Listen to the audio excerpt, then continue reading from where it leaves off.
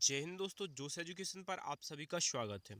दोस्तों, आज हम बात करने वाले हैं जेल प्रहरी 2015 में पूछे गए सामान्य विज्ञान के क्वेश्चंस पर। दोस्तों, इसके 4 पार्ट में पहले ही अपलोड कर चुका हूं, जिन्हें आप प्लेलिस्ट में जाकर देख सकते हैं। आज हम डिस्कशन करेंगे पार्ट 5 पर। तो दोस्तों, स्टार्ट करते हैं। दोस्तों, पहला क्वेश्चन है, एक विद्युत इस्त्री 4 एम्पियर धारा लेती है। जब उसे 220 मेंस में जोड़ा जाता है तो इसका प्रतिरोध होना चाहिए। ठीक दोस्तों, प्रतिरोध आर बराबर भी अपॉन आई होता है ओम के नियम से। तो 220 अपॉन 4 आ जाएगा। इसका राइट आंसर होगा 55 यू। दोस्तों, नेक्स्ट पर चलते हैं, अगला क्वेश्चन जान लेते हैं। अगला क्वेश्चन है, ए प्लस टू बी तो बनता है सी में। ए के 5 मोल तथा बी के 8 मोल लिए गए हैं, तो ये उत्पन्न करेंगे, क्या उत्पन्न करेंगे, तो ये सी के 5 मोल उत्पन्न करेंगे। ठीक है दोस्तों, नेक्स्ट पर चलते हैं। अगला क्वेश्चन है, प्रकाश विद्युत सेल में कौन सा पदार्थ काम में लिया जाता है। किसमें, प्रकाश विद्युत सेल में कौन सा पदार्थ काम में लिया जाता है, तो उसका राइट आंसर है सीजियम। ठीक दोस्तों, सीजियम लिया जाता है। नेक्स्ट पर चलते हैं, अगला क्वेश्चन जान लेते हैं। प्रतिरोध 4 वाट के एक तार के टुकड़े को उसके मध्य बिंदु से 180 डिग्री पर मोड़ा जाता है या फिर मोड़ा गया है तथा दोनों आधे भागों को एक दूसरे के साथ ऐंठन दी जाती है, तब प्रतिरोध होगा। ठीक दोस्तों, इन्होंने क्या बोला कि प्रतिरोध 4 वाट के एक तार के टुकड़े को उसके मध्य बिंदु से 180 डिग्री पर मोड़ा जाता है तथा उसके दोनों आधे भागों को एक दूसरे से के द्वारा ऐंठन दी जाती है, तब इसका प्रतिरोध क्या होगा, तो 1 वाट होगा।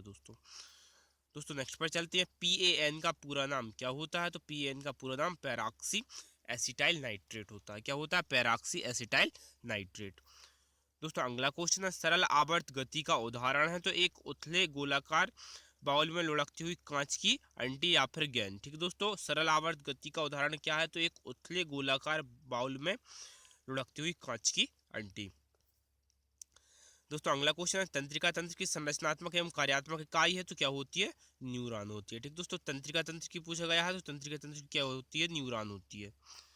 दोस्तों, नेक्स्ट पर चलते हैं। पेट्रोलियम है, तो पेट्रोलियम क्या है, एक अनवीकरणीय संसाधन या फिर नवीनीकृत संसाधन या फिर अपूर्ण निर्मित या फिर दोनों, ए और बी। ठीक है दोस्तों, पेट्रोलियम क्या है एक, तो इसका राइट आंसर आ जाएगा दोनों, ए और बी। ठीक है दोस्तों, नेक्स्ट पर चलते हैं। अगला क्वेश्चन जान लेते हैं, निम्न में से कौन सी सम्मोहक द्रव है, कौन सी सम्मोहक द्रव है, तो इसका राइट आंसर आएगा ल्यूमिनल। दोस्तों, अगला क्वेश्चन है, प्रकाश का पूर्ण आंतरिक परावर्तन संभव है जब प्रकाश पानी से वायु में प्रवेश करता हो। ठीक दोस्तों, प्रकाश का पूर्ण आंतरिक परावर्तन कब होगा, जब पानी सघन माध्यम से विरल माध्यम में जाएगा, मतलब कि पानी से वायु में प्रवेश करेगा। दोस्तों, अगला क्वेश्चन है, एलिसाइक्लिक यौगिक हैं, क्या होते हैं, तो ये एलिफेटिक साइक्लिक यौगिक को एलिसाइक्लिक यौगिक कहा जाता है। दोस्तों, अगला क्वेश्चन जान लेते हैं। अगला क्वेश्चन क्या है, तो अगला क्वेश्चन है, लेंज का नियम है। लेंज का नियम क्या है, तो इसका राइट आंसर है प्रेरित विद्युत वाहक बल की दिशा में निश्चित करने में उपयोगी होती है। जो लेंज का नियम है वह प्रेरित विद्युत वाहक बल की दिशा में दिशा निश्चित करने में उपयोगी होता है। दोस्तों, अगला क्वेश्चन जान लेते हैं। अगला क्वेश्चन है, चंद्रग्रहण होता है जब। ठीक है दोस्तों, चंद्रग्रहण कब होता है, जब चंद्रमा पृथ्वी तथा सूर्य के बीच में आ जाता है। जब चंद्रमा पृथ्वी तथा सूर्य के बीच में आ जाता है तो चंद्रग्रहण होता है। दोस्तों, अगला क्वेश्चन जान लेते हैं। एक वस्तु 15 हर्ट्ज की ध्वनि उत्पन्न करती है, निम्न में से कौन सा कथन सत्य है। 15 हर्ट्ज की ध्वनि उत्पन्न कर रही है, तो कौन सा सत्य है, यह ध्वनि हमारे द्वारा नहीं सुनी जा सकती। ठीक है दोस्तों, क्योंकि मनुष्य 20 हर्ट्ज से 20,000 हर्ट्ज तक ही सुन सकता है, लेकिन ये 15 हर्ट्ज है, तो यह ध्वनि हमारे द्वारा नहीं सुनी जा सकती। दोस्तों, अगला क्वेश्चन है, न्यूट्रॉन पर आवेश होता है, कितना होता है, तो न्यूट्रॉन पर कोई भी आवेश नहीं होता है। न्यूट्रॉन पर कोई भी आवेश नहीं होता है। अगला क्वेश्चन जान लेते हैं। चित्र BC प्रदर्शित करता है कि पिंड, जो चित्र में BC है वह प्रदर्शित करता है कि पिंड क्या है, पीछे की तरफ एक समान वेग से गतिशील है। ठीक दोस्तों, क्या करता है कि जो पिंड है वह पीछे की तरफ समान वेग से गतिशील है। दोस्तों, नेक्स्ट पर चलते हैं। ताजमहल को किस प्रदूषण से खतरा उत्पन्न हो रहा है, तो इसका राइट आंसर है अम्ल वर्षा या फिर सल्फर डाइऑक्साइड के प्रदूषण से। ठीक दोस्तों, अगला क्वेश्चन जान लेते हैं। अगला क्वेश्चन क्या है, तो अगला क्वेश्चन है, एक प्रोटॉन वेग 10⁴ मीटर प्रति सेकंड से एस टेस्ला के चुंबकीय क्षेत्र की दिशा में गति कर रहा है, प्रोटॉन पर बल है। ठीक दोस्तों, प्रोटॉन पर क्या बल होगा, तो इसका राइट आंसर आ जाएगा शून्य बल होगा। ठीक दोस्तों, क्या होगा, तो शून्य बल होगा।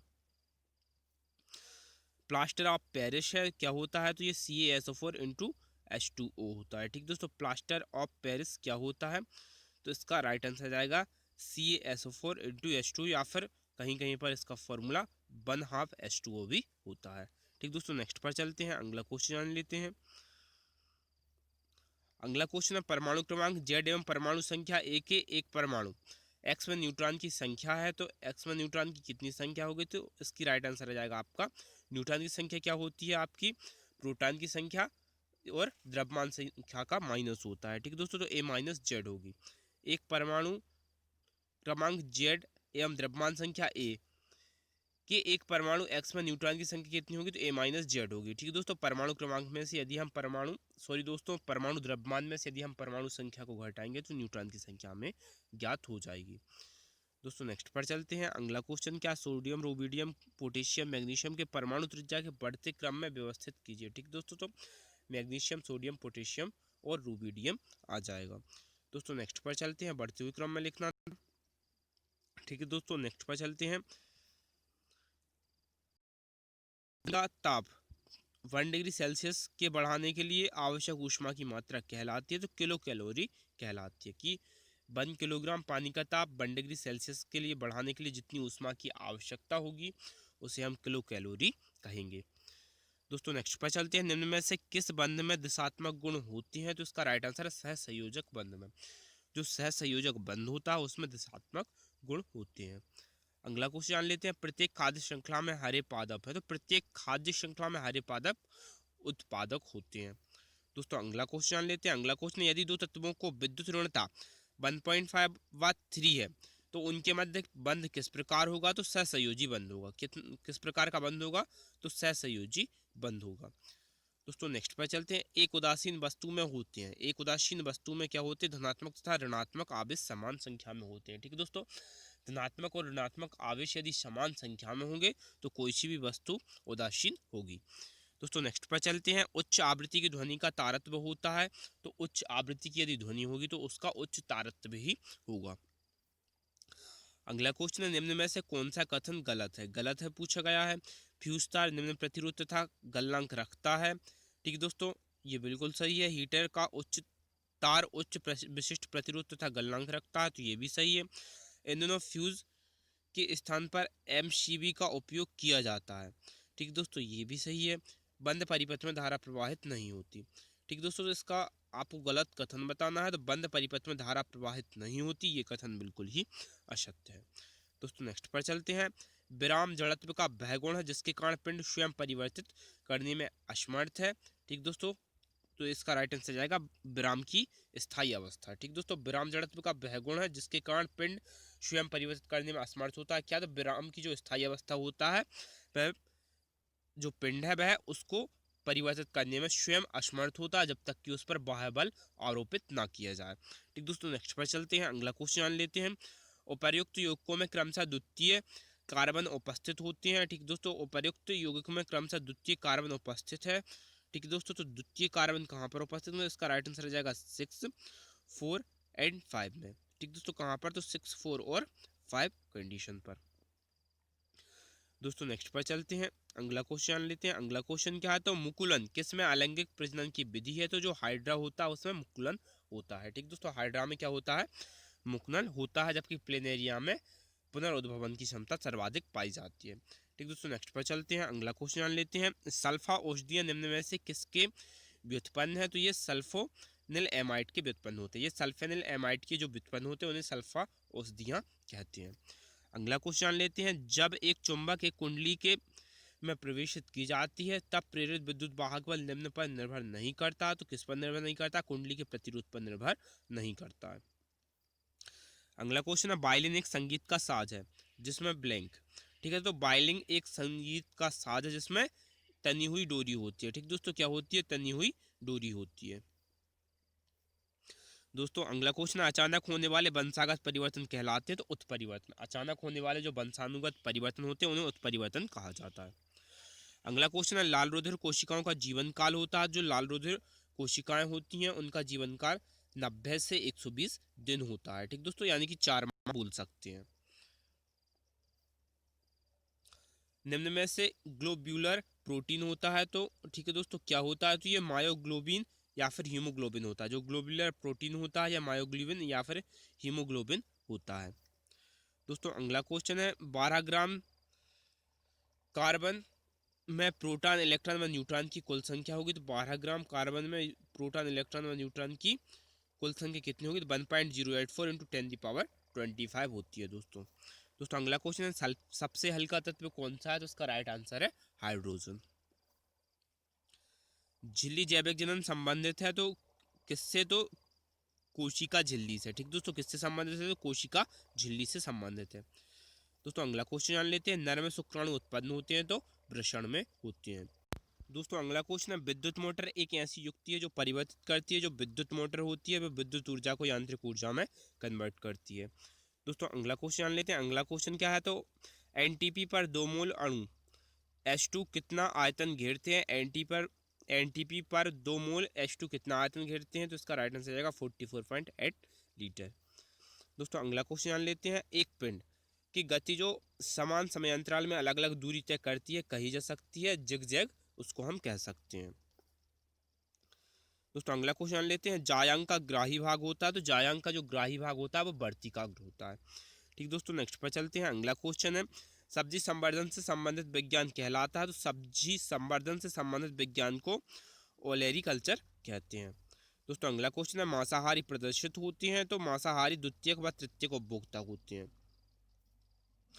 दोस्तों अगला क्वेश्चन जान लेते हैं, 2 माइक्रो कूलाम के आवेश को बिंदु ए से बिंदु बी तक ले जाने में किया गया कार्य जूल है। तो दोनों बिंदुओं के मध्य विभवांतर कितना होगा, तो 300 वोल्ट होगा।